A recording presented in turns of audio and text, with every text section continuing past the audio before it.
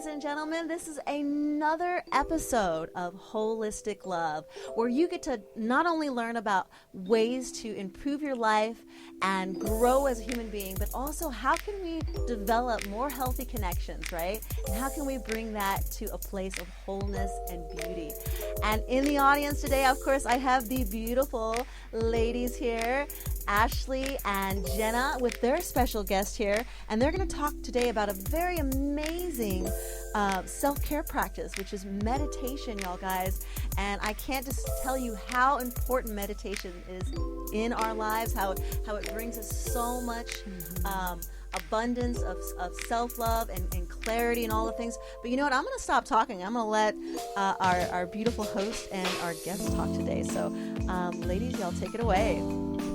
Hey everyone, Jenna Love here, your dating and relationship coach. And you know, as a coach, one of the very first things that I always task my clients to do is to actually create the habit of daily meditation. This to me, I think, is the most important key factor in connecting with yourself and actually slowing down, stepping out of the rat race and tuning in to you. And that's the foundation of becoming magnetic. So it's a vital key. Mm-hmm. All right. My name is Ashley, and I'm being a personal growth coach. Can I say that again? Go ahead. Hi, my name is Ashley, and I'm a personal growth coach. And for me, meditation has saved me a lot. A lot of the answers are within. You just have to quiet your mind and look inward to know the answer. You have everything within you, and that takes several minutes a day. It could go from 5 minutes, a minute, to 10 minutes. And the answer is going to come to you. So I practice meditation every day, and also calming my nervous system when I'm like anxiety, feeling some type of way. Just quieting everything from the world, the noise. It's helped me a lot become a better person and feeling gratitude and feel blessed ready for the and feeling blessed and hold on and it's helped me start my day every day with full of abundance. So yes, meditation. I actually had a hard time doing it for so long because I have ADHD, so my mind is thinking 100 things and I get distracted. But what's helped me the most is guided meditation, going to classes. When everyone's doing the same thing, then there's no other option than just like also doing it. So sometimes if you cannot do it by yourself, I recommend a class or a YouTube or an app of meditation to help you meditate. Yes. Oh, that's so lovely. Yes. Yeah, so we're so excited to have you here, Donovan. Thank you. Thank you for inviting me. My name is Donovan. I'm not a coach or a teacher like these two here. I'm just pretty much a single dude entrepreneur. And meditation was very foreign to me. Being from New York City, I was constantly on the go. And I started finally meditating and feeling better. And then, I went all in and just stopped talking for 2 years to pretty much reset. Wow. Oh, my God. Everything on my thoughts. Yeah, just a self-study. I could have been in there for 6 years. I had no idea how long I was going to go in for. So that's incredible. Yeah. And so when you said 2 years, when it happened, what were the challenges? Were there any challenges? Like, were you almost going to speak, or like, what helped you stay quiet and keep being quiet for so long? I had to be a little bit forgiving. Sometimes it slipped out, and Mom said I had to talk to her, so I had to call her every once in a while. So I had to break my silence. She's like, "You're going to drive me crazy if you don't talk to me." Absolutely. So I get that. She's like, "I'm tired of the emails." You know, Yes. She still lives in New Jersey, so I had to call her. I couldn't even see her. So, well, I mean, it all started with the meditation. I was just studying my thoughts and, how long they've been there, why they were still haunting me and everything. And, I just realized that I had a lot of negative words that were just also coming out involuntarily. And I just wanted to stop sabotaging myself by using the words can'ts and shoulds. I had to study where my shoulds came from. Were they mine? Were they somebody else's? Were they my mother's? Were their TVs? So, so that's where it all just came out. And I wanted to go into a mountain in Tibet and disappear, but I had a business to run here.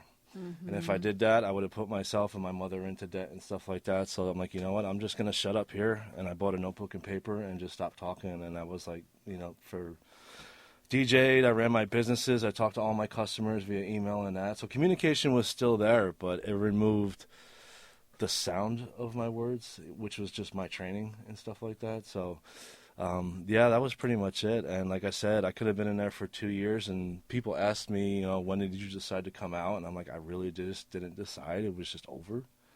Because I would just bring up thoughts that were haunting me for years, whether it's a bully or an ex-girlfriend. This stuff was happening like for decades. There was just no more emotional charge in there anymore. So I realized that it's pretty much over. So it was almost like a mental death of me, which is strange to do. Wow. Like, not many people would turn on themselves and try and just dismantle their entire, personality and stuff like that. But that's what had to be done, and I realized none of it was me.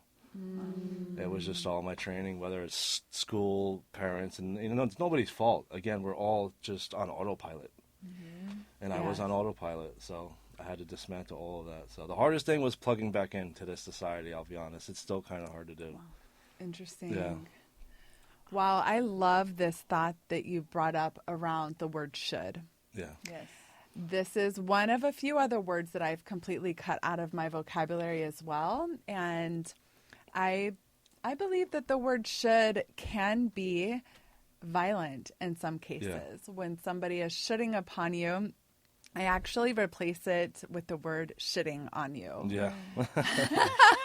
They are actually shitting on you. When you tell someone that they should do something, you are essentially you're shitting on them. Yeah. And my husband and I have a practice at home, though. We do not shit on each other.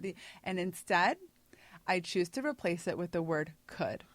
So if I feel like you should do something, instead I say you could do this and give that person an option. Yeah. I replaced can't with challenge. Oh, that's good. Okay. It's challenging. Like, it's challenging to deal with people. I used to say, I can't deal with people. I can't find good women. I can't, that was my cancer just coming out. Now I'm like, it's a challenge. That just means it's possible, but it's just challenging. Beautiful. So, And you attract everything that you say. So if you say I can't, then you're not gonna be able. Oh, That's what I started noticing is my patterns. You know what I mean? It's like it's not just a coincidence that I'm attracting these same type of people in my life, where these scenarios just keep happening, and I can't, so I'm going in a circle. I'm like, I was blaming the outside world. I'm like, I just can't catch a break. You know what I mean? The people are just messed up.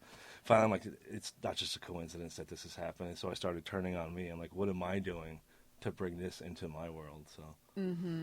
Also, Go ahead. Oh, I was gonna say that also I learned this one, I think one of my exes about he would not like that I say should have, could have, or would have, because he's like, there's no should have. What happened, and or could have and would have. Like, no, you like, so The what ifs. the what ifs. So it's like, no, what you're gonna do, and like just talk present and future, like not the past. Like, leave the past. The past is the past. Like, it's what you're gonna do now and forward. Yeah. And so what I tell my clients is to listen to those thoughts that include words like can't, don't, never, always, no. And these are direct indicators of where you have limiting beliefs and where something could be blocking you. So, there's no good guys out there. Right there, that could be a limiting belief. Or I can't.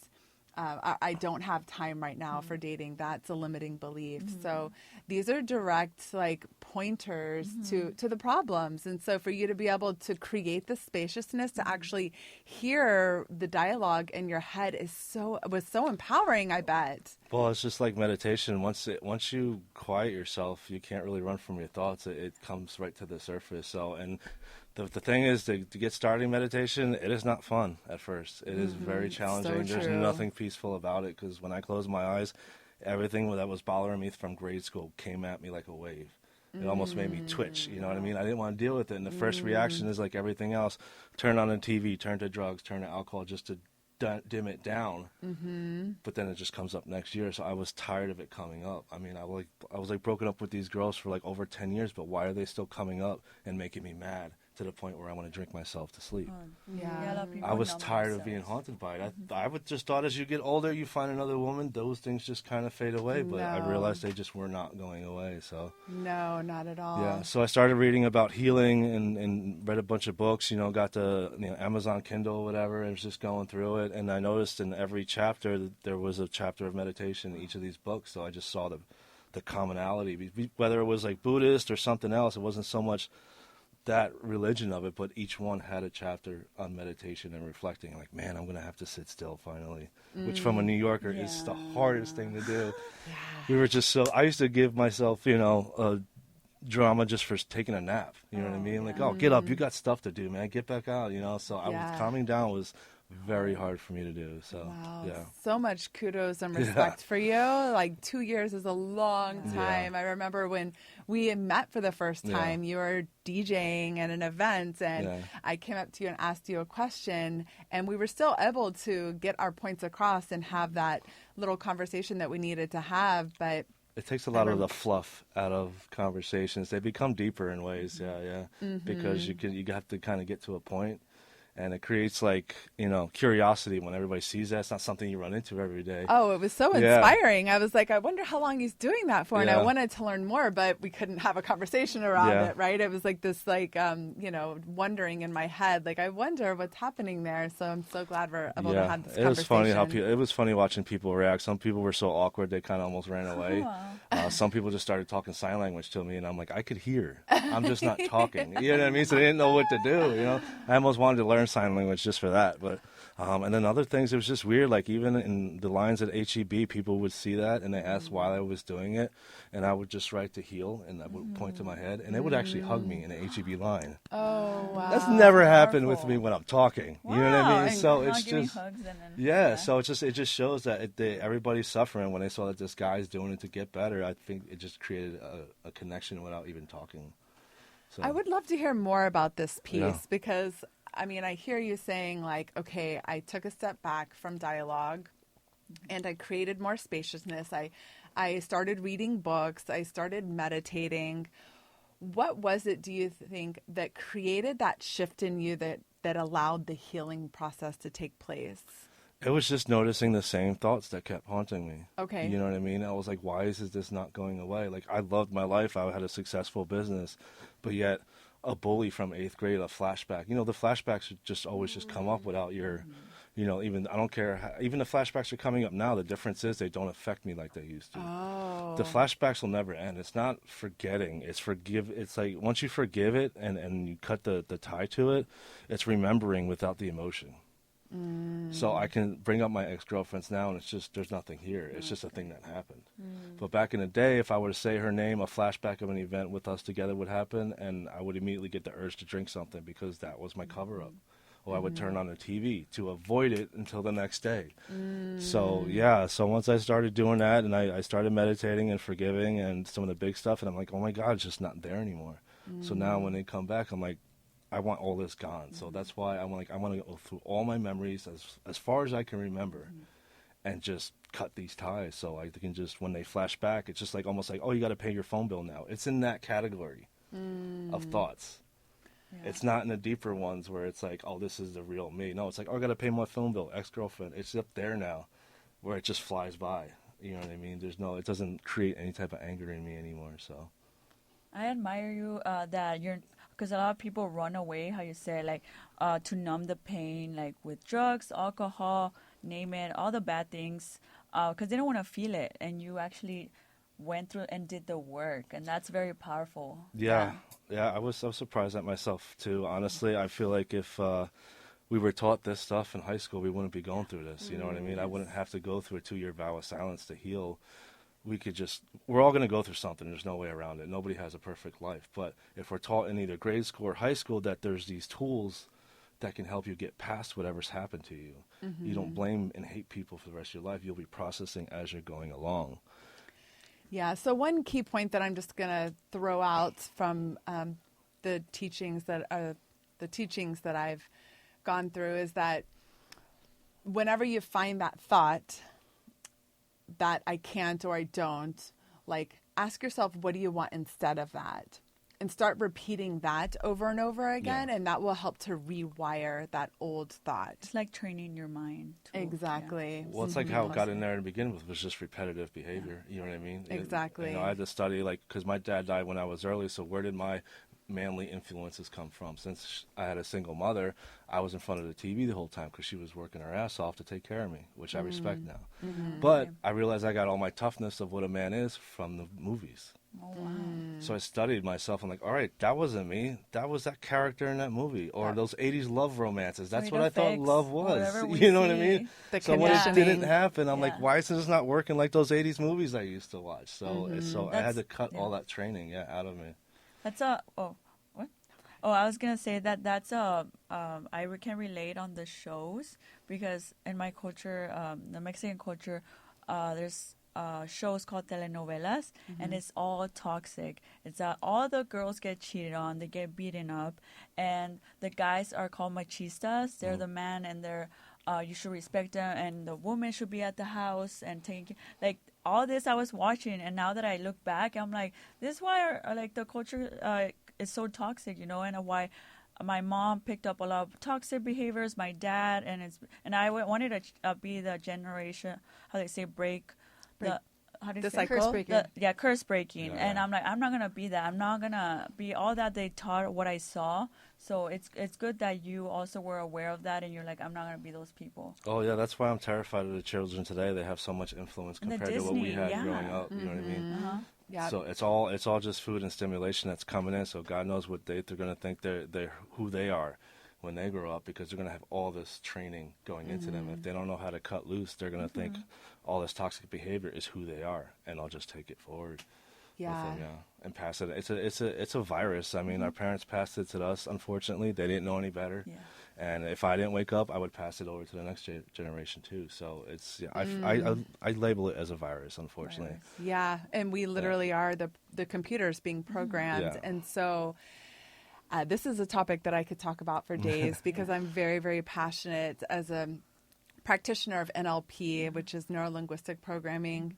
I know that when we're in a trance state, when we're watching a TV show, everything that we're seeing and hearing is going directly into our unconscious mind. Yeah.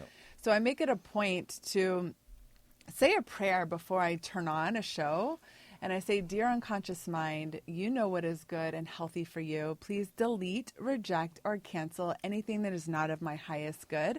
And I notice as I'm watching that show, as I see something toxic come up, that I will actually snap out of it and be like, oh yeah, that's the stuff I don't want programmed. And I'll actually, I literally step out and I'm like, oh no, thank you. It's like, that prayer really does work. Yeah. So I encourage you guys to try that. And one other point I just wanted to reiterate that I think was the magic for you, because I'm like sitting here and I'm like, I really want to study what you did. And I'm like, what specifically did you do? And I think, and correct me if I'm wrong, but I think all of that being with yourself that you did is what transcended all of that stuff, that negative stuff that was stored in your body. And so it's that saying that they say to feel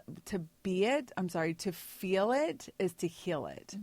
So because you didn't go off and numb it and you sat with it and you didn't distract yourself with, other people and places and things, and you were with it, that's what let it flow through your body and exit. Yeah. Which is the hardest thing to do, because nobody really wants to face their pain. We're all just taught to run from it. Yes. It wasn't, like I said, it was not a good feeling for a long time. It was just like going to the gym if you've never gone before. You're working out muscles that you haven't even tried before, and you're sore as hell the next day, How long did it take you to get to a comfortable situation? You were like, okay, I can do this. I would say after the first year, I pretty much processed my past, because I would keep bringing it up just to test myself. Like even in meditation now, like I was sitting out here in that park, that little bench over there. Sometimes I'll just bring my ex-girlfriends up on purpose just to see if I handled it or not. Oh, wow. You know what I mean? I'll say her name.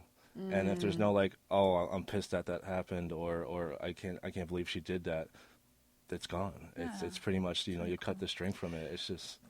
Let's talk about that, the cutting of the strings. So are you talking about ho'oponopono here? Are you talking about like actually cutting the cord, or are you just saying like an emotional tie? An emotional tie to it. Like I said, like it's not... It's not forgetting, because you can never forget it. The flashbacks still come up no matter what. That's what our brain does. That's how we learn to do things. You know what I mean? That's how I remember to drive a car. If those flashbacks weren't here, I'd have to learn how to drive a car. Right. Yeah. It's unconscious. Yeah. competence. So again, but now those flashbacks come up. I don't get mad when I have to drive a car. Yeah. Right. I don't get mad when I think about my past anymore. So it's just in that category. Whereas these flashbacks would just come up, and I would react instantly by getting just mad. So I had to, like, why am I mad at this? Why is she still getting me mad when she's not even in my life anymore? Or why is this situation still upsetting me? So I would just study it, and I just realize. And once you start realizing your own stuff, you stop blaming others.